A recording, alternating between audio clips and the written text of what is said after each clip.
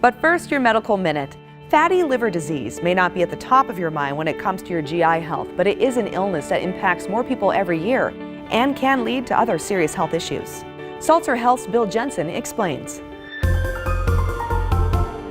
Bill, what is fatty liver disease and how common is it? Simply put, fatty liver disease is when we build up too much fat in the liver. And it really is very common. 1 in 3 adults will be found to have fatty liver disease, and even more concerning is 1 in 10 children we're seeing them have the same thing, fatty liver disease. Okay, and why should we be concerned? What is the concern with fatty liver disease? One, it's an early sign of a progression of diseases of the liver that can be a problem. When we get fat in our liver, inflammation starts to occur. That inflammation leads to scarring, and that scarring, that's the hallmark of cirrhosis, which is the primary cause of liver failure.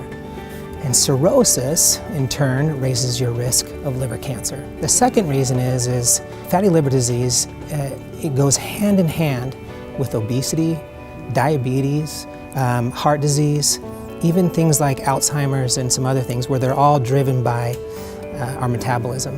And so when we see that, we know that those problems are probably down the road as well. Okay, so this can actually be kind of a domino effect. Yes. Escalating to other bigger complications. What's the main cause? The main cause, disease? Yeah, the main cause is actually insulin resistance. Okay. And that's why it goes hand in hand with diabetes, which is also driven by insulin resistance. 80% of people that have diabetes have fatty liver as well.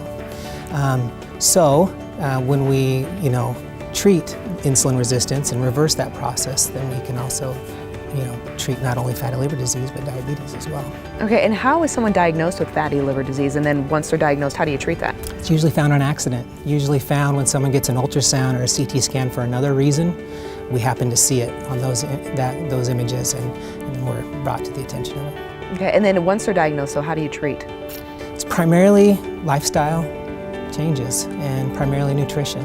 And so when we eat foods that raise our insulin and keep it high for an extended period of time, we develop insulin resistance, which signals to the body to store what we eat as fat in the liver. The foods that primarily or most significantly raise insulin and cause this process are going to be sugars and processed carbohydrates. So is this preventable? As we limit the amounts of those 2 main food groups, or those 2 types of foods, sugary beverages, drinks and foods, and processed carbohydrates, we can not only prevent it, but if we catch the disease early enough, we can completely reverse it as well. Great. And where can our viewers go to learn more? We can go to saltzerhealth.com. Thank you so much. Yeah.